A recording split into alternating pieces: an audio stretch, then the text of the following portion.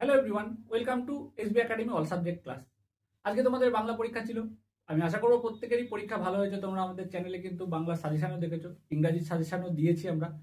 কালকে তোমাদের ইংরাজি পরীক্ষা, অর্থাৎ কালকে তোমাদের সারা বছরের পরিশ্রম এবং আমার সাধনার কিন্তু মেলবন্ধন ঘটবে পরীক্ষার হলে।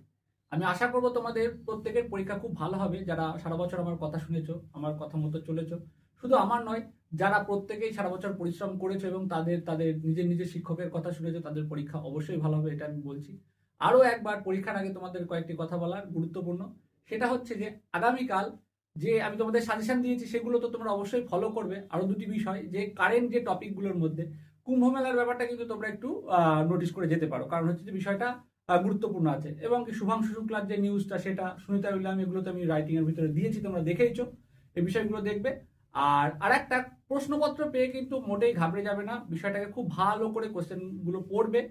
রাইটিং লেখার ক্ষেত্রে আরো একটা বিষয়, যে রাইটিং এর হিন্টগুলোকে খুব ভালো করে পড়ে নেবে। পড়ে নিয়ে কিন্তু আগে কিন্তু ব্রেনে কিন্তু তোমাদের কি করতে হবে, একটা প্ল্যান করে নিতে হবে যে কি কিভাবে লিখবো, কোন সেন্টেন্সটা কোন, যেগুলো আমি আর কি তোমাদেরকে যেভাবে শিখিয়েছিলাম, কোনটার পর কোনটা আসবে, এগুলো কিন্তু সবার আগে তোমাদের ব্রেনে সেট করতে হবে। নাহলে লিখতে লিখতে হয়তো ভুলে গেলে কোনটা এটা আগে লিখলে ভালো হতো, এরকম যেন না হয়। আমি যেভাবে শিখিয়ে দিয়েছিলাম 1 2 3 4 করে, সেইভাবেই কিন্তু লিখবে।